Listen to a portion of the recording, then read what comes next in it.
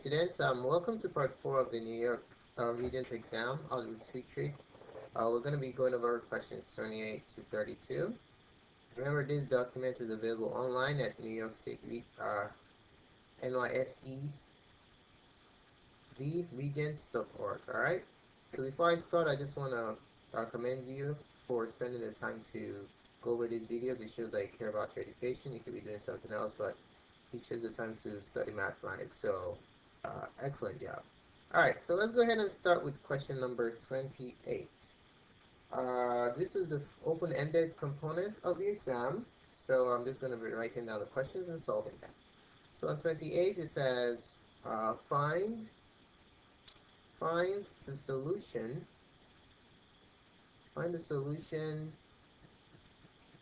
of the inequality x squared minus 4x is greater than 5 algebraically. Okay? This problem can be easily solved graphically, but they want us to do it using algebraic method, so we have to work this out by hand. Alright, so let's go ahead and try this out. So we have x squared minus 4x is greater than 5. So what I'm going to do is I'm going to put this into a standard form for quadratic equation so I can solve it as though I was solving a quadratic equation, and then we'll consider inequality. Alright? So what is the standard form for quadratic equations? It is ax squared plus bx plus c equals 0. Remember, when you want to use a quadratic formula, you have to put it in this form first. So this is the standard form. So that's what I'm going to do with this, and then we'll go on after that, alright? So to make this, transform this into that form, what I'll do is I'll subtract 5 from both sides.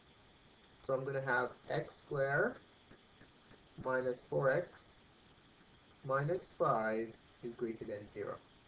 Alright? So what I'm going to do next is I'm going to factor this, and then I'm going to create intervals that I can solve to get what the answer is. Alright? So how do I factor a quadratic trinomial?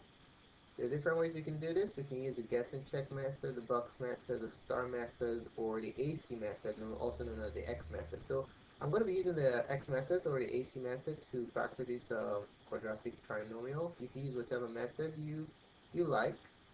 AC goes on top, B goes on the bottom. AC is the coefficient of the first and last term, and B is the coefficient of the middle term. So the coefficient here is 1, so 1 times negative 5 is negative 5, and then B is negative 4. Alright, so what two numbers times to give you negative 5 and add to give you negative 4? That's the game you're playing here. Alright, so let's see, 1 and negative 5. 1 times negative 5 is negative 5, and 1 plus negative 5 is negative 4. So what I'm going to do is I'm going to replace the middle term here with these two numbers. So I'm going to have x squared. Let me change my color so you see what's going on. X squared plus 1x, because you have a 1 here, minus 5x, because you have a minus 5 here, minus 5 is greater than 0. Alright? So there you have it. So what I'm going to do is I'm going to break it down the center, and then I'll start to factor by grouping. Alright? So let's factor this by grouping. From the first two, I can factor out x, and I'll be left with x plus 1. And I can factor out negative 5 from here, and I'll be left with x plus 1 greater than 0. Alright, so if you notice that these two quantities are the same, so what I'm going to do is I'm going to factor this and this out. So if I factor them out, I'm going to have on this side x plus 1, and I'll be left with, after factoring x plus 1 out, I'll be left with x and negative 5. So I'll bring those two together, times x minus 5 is greater than 0. Alright? Okay, now if this were an equation, we can simply solve it using the zero product property, and then we'll have x equals negative 1 and 5, and that'll be that. But this is an inequality. So how do we solve an inequality that's of this form? What we're going to do is we're going to create boundaries where the function changes from positive to negative, and then we're going to see what value works for the intervals created by those boundaries. Alright? So what are the boundaries we're going to create? To create the boundaries, I'm going to take each factor and set it equal to 0. So x plus 1, the first factor equal to 0, and x minus 5, the second factor equal to 0. If I solve this by subtracting 1, I'll have x equals negative 1. This is the first uh, boundary interval marker, and then here I'll add 5 to both sides, and then I have x equals positive 5. All right. So what I'm going to do, I'm going to make a number line, and I'm going to create intervals using these as my breaking point. So we have -1 first, and we have 5. All right, this is how you solve inequalities of higher degrees. So we have 3 intervals here. This is interval 1, interval 1, interval 2, interval 3. All right, we're going to test these 3 intervals using different candidates, and whichever interval works, whichever candidate holds true for this equation, that means that interval is good for the solution. All right, so interval 1 goes from here all the way to there. This is x is less than -1. And then interval 2 goes from here to here. If you write it in inequality notation, this is -1 is less than x is less than 5. And then the last interval goes from here all the way to there, which is x is greater than 5. So which of this work? We're going to pick test candidates for each interval, all right? So for interval 1, what can we pick to test? How about we test x equals -2? So we're going to test with that, x equals -2. How about between -1 and 5? What's the easiest we can pick? How about we just pick x equals 0 to test interval 2, all right? And then for the third interval, we can use x equals, think of a number bigger than 5. How about 6? All right, so let's do the test. So test for interval 1, we're going to use x equals -2, and we're going to plug it into this inequality we arrived with right here and see if it holds true, all right? So we're going to plug this into there. So we're going to have, we're plugging it into x plus 1 times x minus 5 is greater than 0. So let's plug in -2. We're going to have -2 plus 1 times -2 minus 5. Is it greater than 0? We don't know yet. If it is, that means this interval is good. If it is not, that means this interval is not part of the solution set. So if I work this out, I will get -1 times -7. Is that bigger than 0? Absolutely, right? 2 negatives become a positive. So is 7 greater than 0? Yes. Yay. So this interval is good. Now we're going to test the second interval. Test interval 2. Our test candidate is x equals 0. We're plugging it into this equation. X plus 1 times x minus 5 greater than 0. So let's plug in 0 into the x's and see what happens. 0 plus 1 times 0 minus 5, is it greater than 0? Is 1 times -5 greater than 0? Question is -5 greater than 0? Absolutely not, no. So this interval here is a fail. This interval here is a fail. Alright? Okay, last but not the least, interval 3. Scroll down a little bit. We're going to test wrong color. Sorry about this. So we're going to test interval 3. Test 3, which is x equals 6, right? We picked a number bigger than 5. We're plugging it into this inequality right here to see if it holds true. All right, so let's plug in 6. 6 plus 1 times 6 minus 5. Is it greater than 0? Is it? 6 plus 1 is 7. Is 7 times 1 greater than 0? 7 greater than 0. Absolutely, right? So interval 3 is good. Yay. All right, so these two intervals work. So this is what our solution will be. So our solution is going to be x less than -1 or x is greater than 5. Bam. So that's the interval 1 or 3. All right, so there you have it. All right, now let's move on to the next question. Clear this page. Question number 29.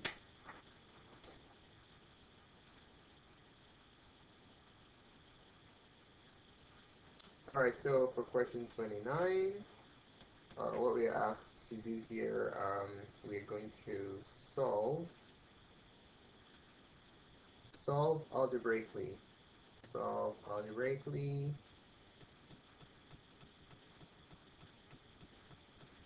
4x. So we have to solve 4 minus the square root of 2x minus 5 equals 1. Alright? Okay, so to do this, we want to isolate x. That's what solving for x is all about. So what we're going to do is like we're peeling an onion. We're going from outside all the way inside. So we're going to get rid of the 4, the minus, the square root, the negative 5, and then the 2. Alright? Just using inverse operations. So let's get rid of the 4 first. Since this is positive 4, I'm going to do the opposite, which is minus 4. I was about to add minus 4. So you subtract 4 from both sides. Okay? And then that's going to give you negative square root of 2x minus 5 equals negative 3. Next thing we want to get rid of is the negative. So how you do that, you can just divide by negative 1 both sides. Divide this by negative 1. Oopsie. And this by negative 1. So you're going to end up with the square root of 2x minus 5 equals 3. Alright, and then to get rid of the square root, you do the opposite of the square root, which is square. So you square the left side and the right side. Okay, so square and square roots cancel out. You're going to have 2x minus 5 equals 3 squared is 9. Alright, so to get x by itself, you just add 5 to both sides next. And then you have 2x equals 14. You have both sides by 2. You end up with x equals 7. Alright, so there you have it. If you want to check your answer, that's recommended just to make sure you did it right. So you can just plug it in. I'm going to do it in blue, okay? So this is just a check just to make sure that I got my answer correct. So I'm going to ask myself 4 minus the square root of 2 times what I got, which is 7 minus 5. If I do this, do I get 1? That's the question. All right, let's work it out using the PEMDAS, okay? So we'll do the quantity under the square root first. 2 times 7 is 14 minus 5. Is that equal to 1? Is 4 minus 14 minus 5 is 9, right? Square root of 9, is that equal to 1? Square root of 9 is 3, so is 4 minus 3 equal 1? Is 3, is 1 equal 1? Absolutely, so our answer is correct. So there you have it. Alright, let's move on to the next question, question number 30. In question 30, we're asked to evaluate a finite sum. So it says evaluate the sum from n equals 1 to 3 of negative n to the 4th minus n. So all you just simply do here is you're gonna keep plugging in n starting from 1 to 4, and then you add everything up, and that's your answer. All right. So this sigma here just means discrete sum, which is 1, 2, 3. That's what discrete means. There are breaks in them. Right. So for n equals 1, what is that? You just take your lower bound and plug it in for n. Okay. So n equals 1, we're going to have negative 1 to the 4th power minus 1, and then that's going to give us negative 1 minus 1. Negative 1 minus 1 is just negative 2. Remember, when the signs are the same, you add and keep the sign. Alright, after 1, what's the next integer? 2. For n equals 2, we just plug in 2 for n here. So we're going to have negative 2 to the 4th minus 2. And that's going to be, remember the negative is outside, okay? So this power doesn't impact the sign. So 2 to the 4th is 16 minus 2 equals negative 18. Alright? And then for n equals 3, which is the last one, remember we're stepping from 1 to 2 to 3. So for n equals 3, we're going to have negative 3 to the 4th minus 3. 3 to the 4th is 81, so negative 81 minus 3 equals negative 84. So basically what sigma means is that you just add everything up. So if I add all this together, I'm going to end up with negative 104. Alright, so there goes your final answer. Alright, moving along to question number 31. Question 31 says to express in simplest form. So for this one, we're going to express in simplest form. What are we expressing in simplest form? The cube root of a to the 6th b to the 9th over negative 64. Okay? Alright, so remember, see, you notice that a is written as a power, b is written as a power. This one, we can express 64 as a power. How do we do that? We just find the prime factor decomposition, right? So let's break this down into a product of primes. So what goes into 64? The smallest prime, 2, because it's even. 2 goes into 64 32 times.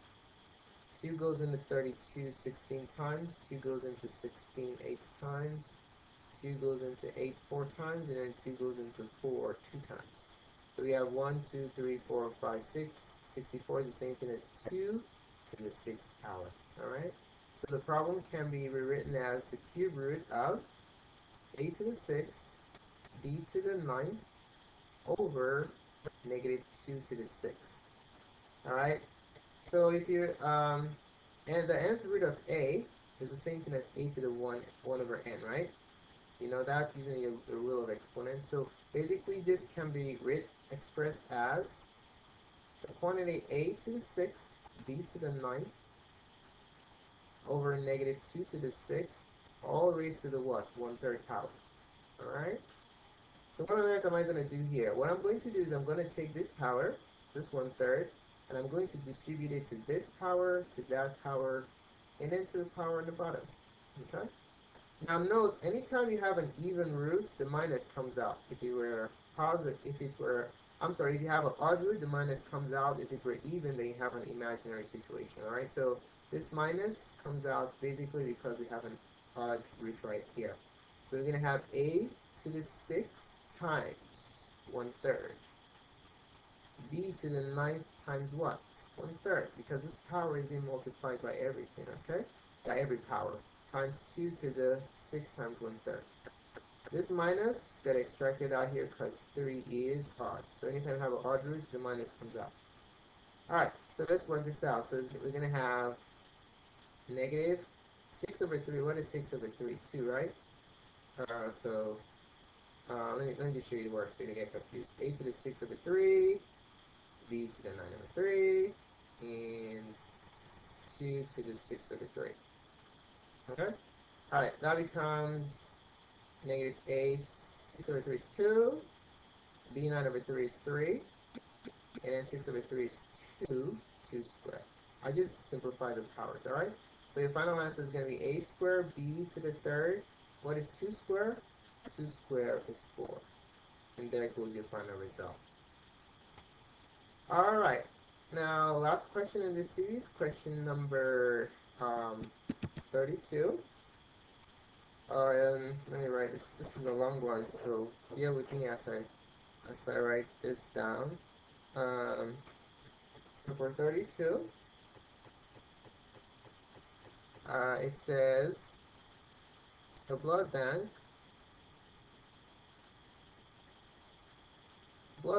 needs 20 people to help with a blood drive. Help with a blood drive. Okay? So we're selecting 20 people. 25 people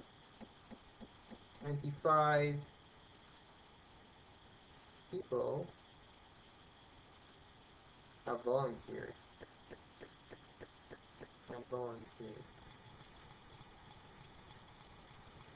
Find how many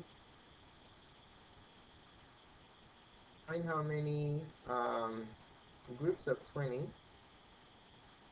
how many groups of 20 can be formed from 25 volunteers. Okay, so let's see. How on earth do we do this? Well, we need to choose 20 people out of 25. Okay, so we're going to choose 20 people out of 25. So this is either a permutation or a combination problem, right? So it's either permutation or combination. Anytime we're doing some kind of counting or selection process, it's either permutation or combination. So what on earth is this? Now remember, permutation is like placement. When you place in something, that's what permutation is. Permutation involves order. Okay? When anytime you see permutation, think about place, arrange, placing in specific order. Okay? Combination, there is no order. Okay? Combination, you have a choice. You can choose. All right? So, so when you see placement, arrange, words like that all indicate permutation because you're arranging something, all right? But when just choosing, random choosing without any placement of your choices, then it's combination. So let's look at this question. You are choosing 20 people. Are they going into any specific spots? Or are they being arranged in a certain order, in a line, or in the seats, or something like that? Absolutely not. There is no indication of arrangement here. So this one is a selection process that has no ordering in it. If you have no order, that means it's a combination problem. Okay? It's combination. So what we're going to do in this problem is we're going to find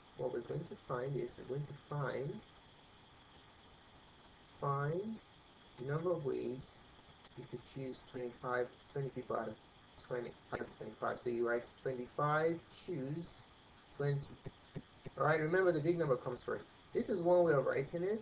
You can also write it as C 20. Oh, boy. You can also write it as C 2520. That's one way, another way of writing it. Alright, so these are the two common ways. There's also another way that's weird, but I'm not going to show you. Alright, so how do we do this? Remember your combination formula? Your combination formula is basically, let me check something real quick. Alright, so your combination formula, NCR, is basically n factorial divided by n minus r factorial. This is permutation, right? But if you want to take out the order, you just put r factorial here. That takes out the order. All right?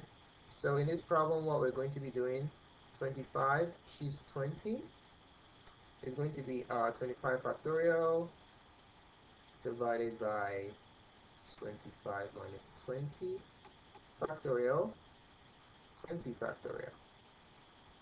Okay? This comes out into, this becomes 25 factorial over 5 factorial, 20 factorial. Alright? I can keep on working this out for you by hand, but let's use a calculator, right? Alright, so let's use a calculator to work this out. So we don't spend all day on this one problem. So, how do we do this? Well, there's a certain syntax for this. You enter the first number, 25, and then you can go to the catalog. The catalog has everything you need, so let's go there. You can go to math and then probability. Okay, so I'll show you both ways. So let's do catalog first. So you go second function 0. I need NCR, so I'm going to press my N button. NCR right here means combination. Okay, N is represents the first number and R represents the second number. So 25 NCR 20, bam, 53,130. That's your answer. Okay, 53,130 ways. So the answer is 53,130 ways. All right. If I didn't want to use catalog, which is a default method, I can go 25. I press math. See the probability option right here? Scroll to the right. And then you see NCR, NPR, random, and a whole cool collection of probability operators. Alright, so I scroll down to 3, press enter, 25, choose 20, and they have it. Okay, so these are the number of ways you can select 20 people from 25 with no order involved. Alright, So there you have the answer. Thank you so much for paying attention to this presentation. Please subscribe to my videos and share with your friends. If you like this video, click down like here to like. If you didn't like it, just post a comment telling me what you didn't like so I can address it in subsequent videos, alright? For more collection of math videos, go to my site at mathgoodserve.com. Thanks again and have a wonderful day.